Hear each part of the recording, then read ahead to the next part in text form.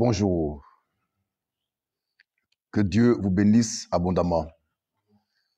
En ce jeudi 18 avril 2024, et surtout pour ce moment où sa parole va être révélée encore une fois aux saints, aux justes à travers le monde. Je voudrais saluer et bénir les amis et les ennemis de la manne fraîche. Que la grâce de Dieu soit abondamment sur vous. En ce jeudi 18 avril 2024, le thème que j'ai choisi de partager avec vous est le suivant. La prière fervente du juste a une grande efficacité, ou bien la prière fervente du juste est d'une grande efficacité.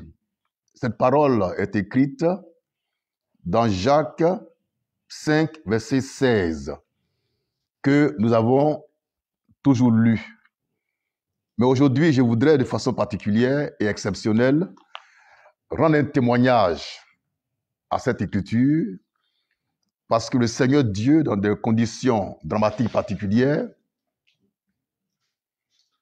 me l'a révélé.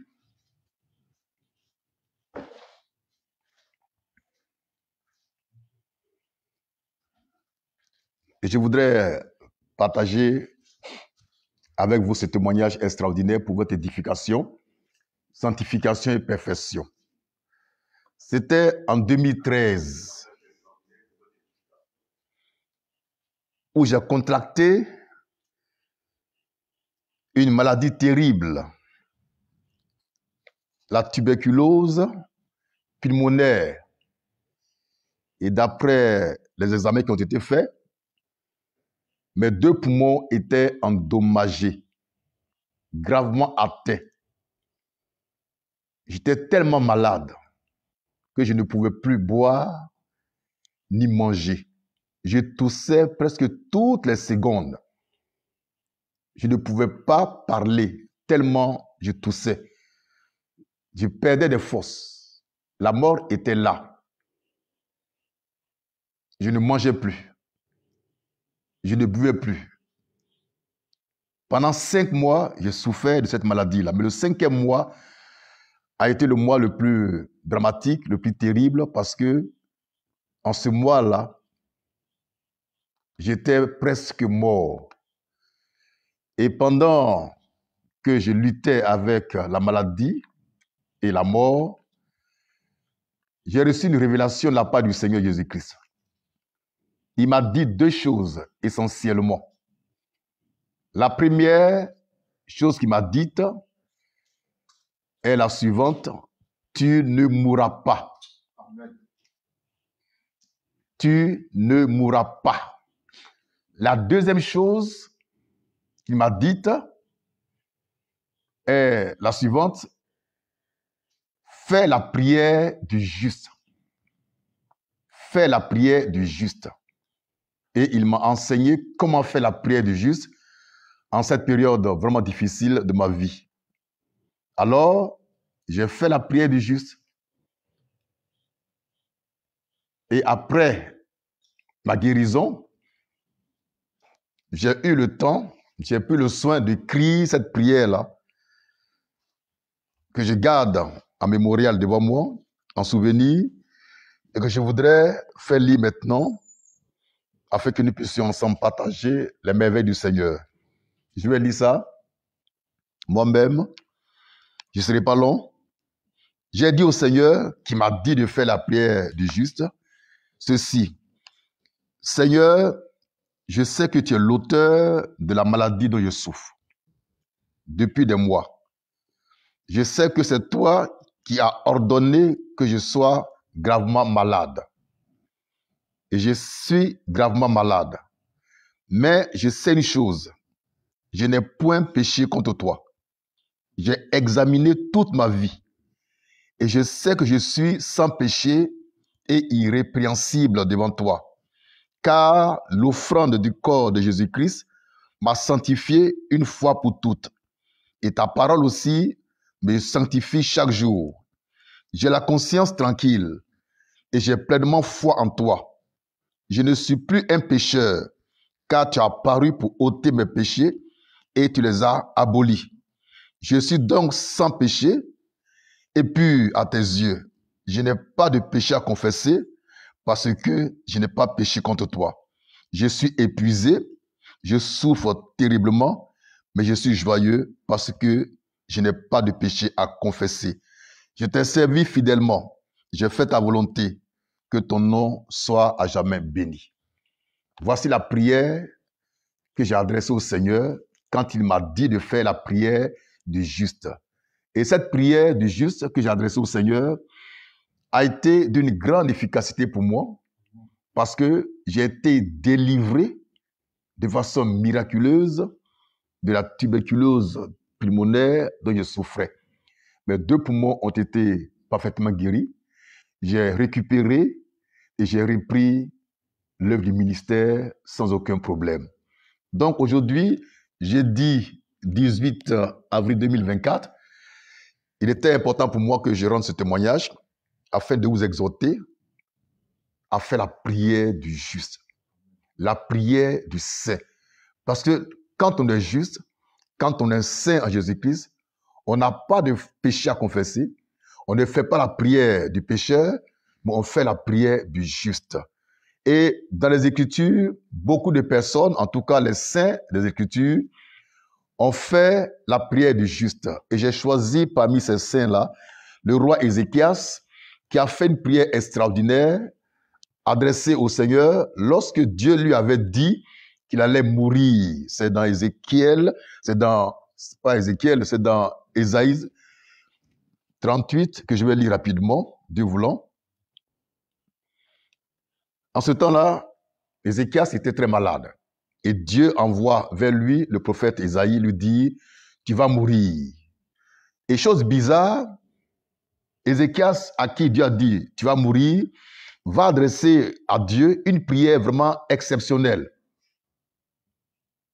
Il dit au Seigneur, ô Éternel, souviens-toi que j'ai marché devant ta face avec fidélité et intégrité de cœur, et que j'ai fait ce qui est bien à tes yeux.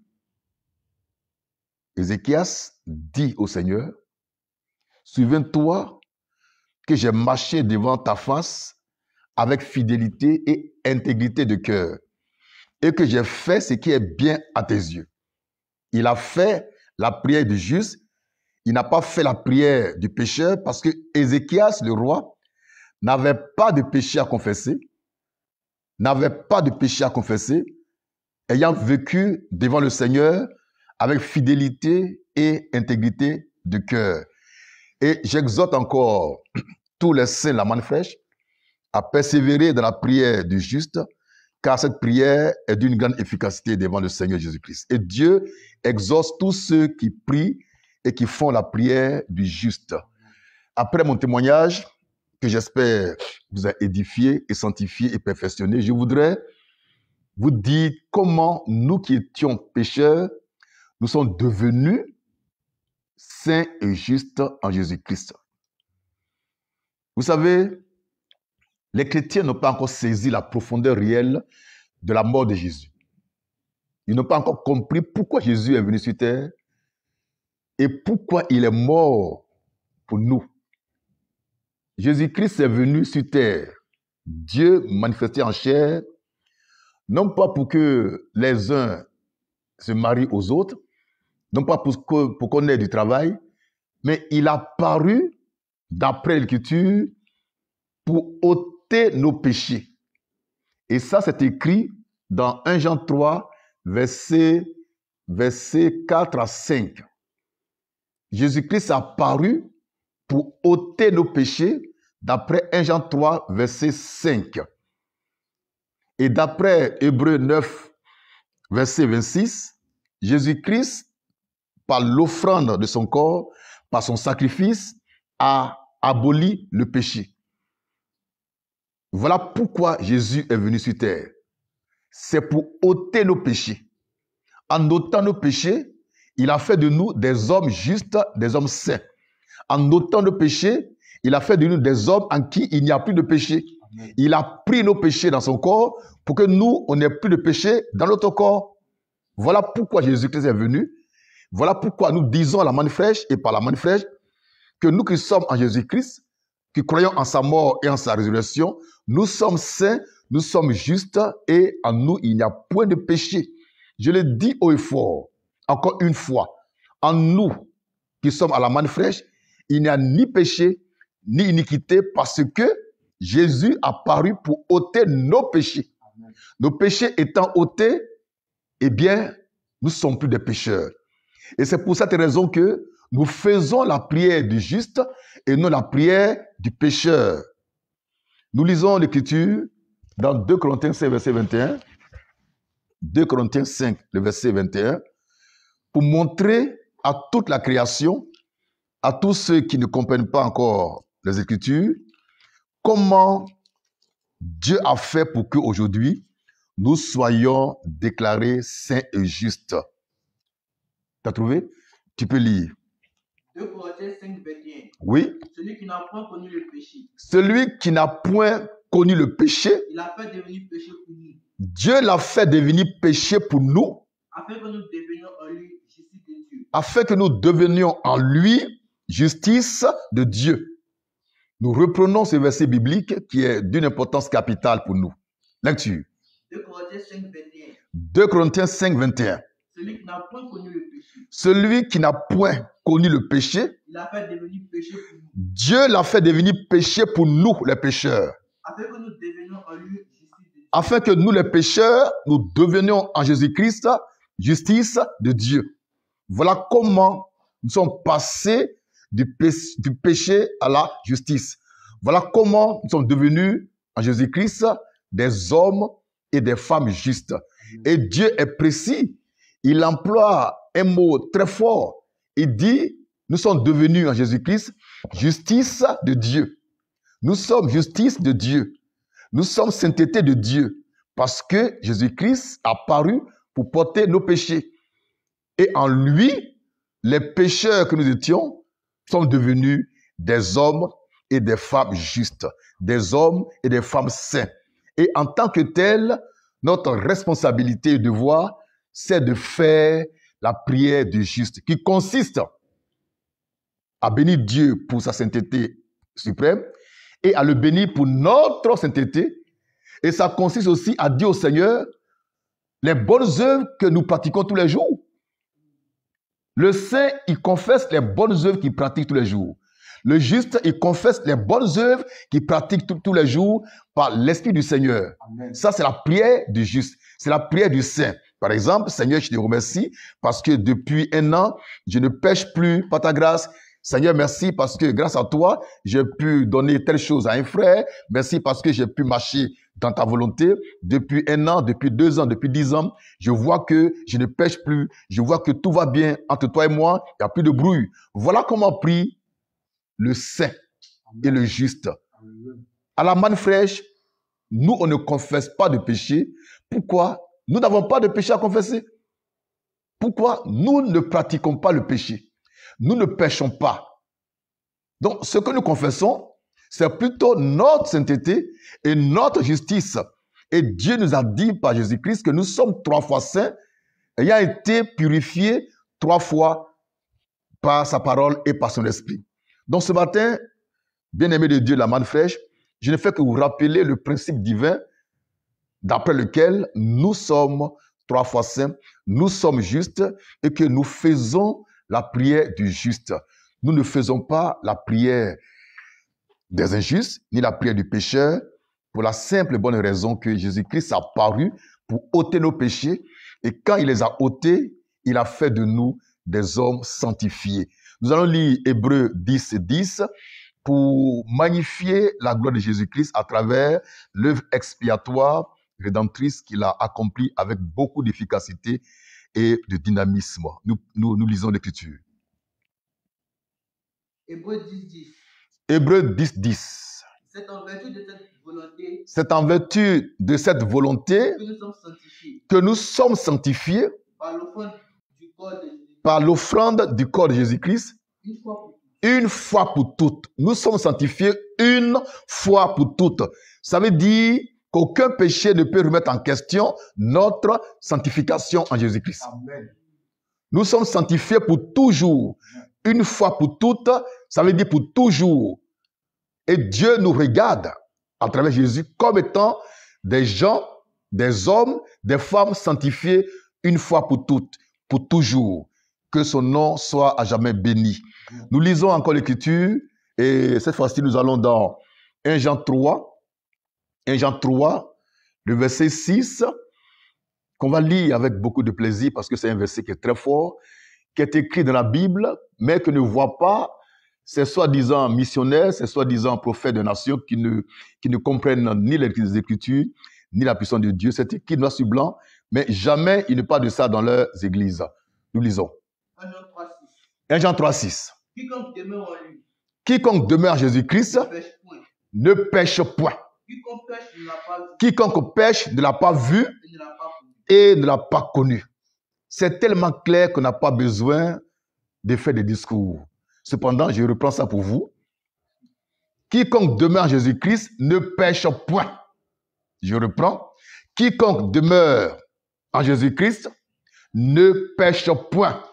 C'est écrit dans 1 Jean 3, le verset 6. Au lieu d'aller me chercher Ecclésiaste 7, 20, prêchez-moi 1 Jean 3, verset 6. Ça, c'est notre parole. C'est notre verset. C'est notre révélation. On n'est pas au temps de Salomon, ce voyou de roi qui s'est permis de faire des choses bizarres comme s'il était dans la cour du roi Péto. 1 Jean 3, verset 6 dit Quiconque demeure en lui quiconque demeure en Jésus-Christ ne pêche point. ne pêche point. Quiconque pêche ne l'a pas vu. Quiconque pêche n'a pas vu Jésus-Christ. Et c'est le problème des chrétiens aujourd'hui. Ils pêchent parce qu'ils n'ont jamais vu Jésus-Christ. Ils sont pécheurs parce qu'ils n'ont jamais vu Jésus-Christ. Qu'ils soient missionnaires, qu'ils soient bishops, qu'ils soient prophètes, c'est des pécheurs qui pêchent parce qu'ils n'ont jamais vu Jésus-Christ. L'Écriture dit, dans 1 Jean 3, verset 6, quiconque demeure en Jésus-Christ ne pêche point.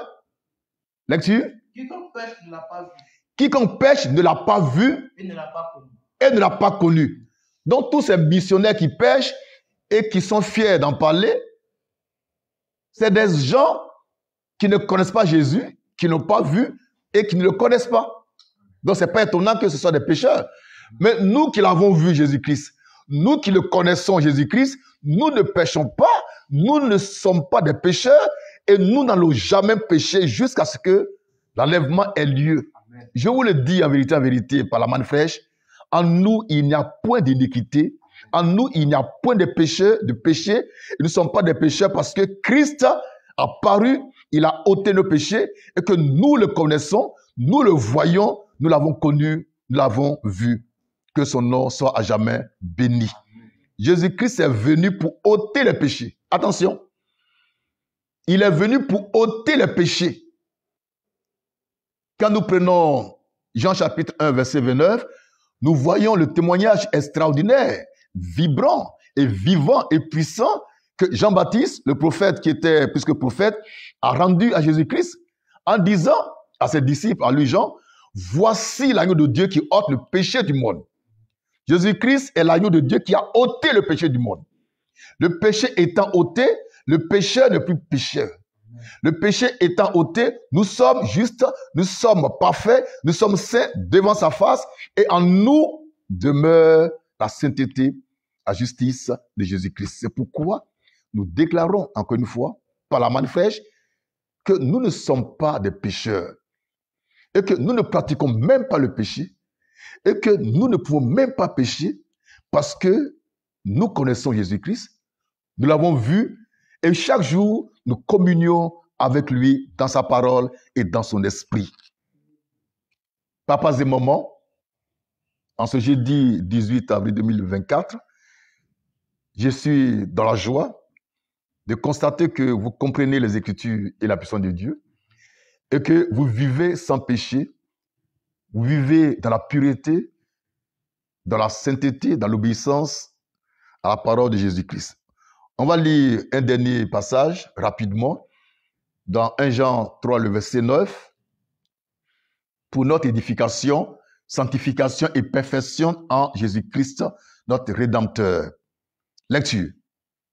1 Jean 3, 9. 1 Jean 3, 9 dit, Quiconque est né de Dieu quiconque est né de Dieu ne pratique pas le péché. ne pratique pas le péché. Est-ce qu'on peut lire 1 Jean 3, 8? 1 Jean 3, verset 8. Celui qui pêche est du diable. Tu reprends? Celui qui pêche est du diable. Tu reprends? Celui qui pêche est du diable. Vous voyez? Celui qui pêche est du diable. Alors, lorsque quelqu'un qui se dit missionnaire se met sur la toile pour dire que lui, il pêche, conclusion, il est du diable. C'est pas moi qui le dis, c'est la Bible qui dit ça. Quand quelqu'un se dit apôtre ou bien prophète ou bien bishop et qui se met devant la chair, devant son public, son auditoire, et cette chambre d'applaudissements, de gens qui applaudissent, et qui déclare que lui, il est pécheur et qui confesse ses péchés, eh bien, l'Écriture dit, celui qui pêche est du diable. Donc, tous ces hommes-là, soi-disant hommes de Dieu qui pratiquent le péché, qui confessent le péché, sont du diable. C'est pas moi j'ai écrit ça. C'est écrit dans la Bible. On reprend ça, 1 Jean 3, verset 8. Celui qui pêche est du diable. Celui qui pêche est du diable. Celui qui pêche est du diable. Celui qui pêche est du diable. Maintenant, j'ajoute, celui qui ne pêche pas est de Dieu. Amen. C'est ici la manne fraîche. Amen. Celui qui ne pêche pas est de Dieu. Mais celui qui pêche est du diable. Revenons à 1 Jean 3, verset 9. Lecture. 1 Jean 3, verset 9. Quiconque est né de Dieu Quiconque est né de Dieu ne pratique pas le péché. ne pratique pas le péché Parce que la semence de Dieu demeure, parce que la semence de Dieu demeure en lui. demeure en lui Et il ne peut pécher et il ne peut pécher parce qu'il parce qu'il est né de Dieu. est né de Dieu. Quiconque est né de Dieu ne peut pas pécher. Pourquoi? La semence de Dieu demeure en lui et parce qu'il est né de Dieu. Mais celui qui est né du diable pêche toujours. Parce que en lui demeure la semence du diable. Nous pratiquons la prière du juste parce que nous sommes nés de Dieu. Et qu'en nous demeure la semence de Dieu qui ne pêche pas. La semence qui est appelée par l'Écriture semence incorruptible. Ça, c'est dans 1 Pierre 1, 23.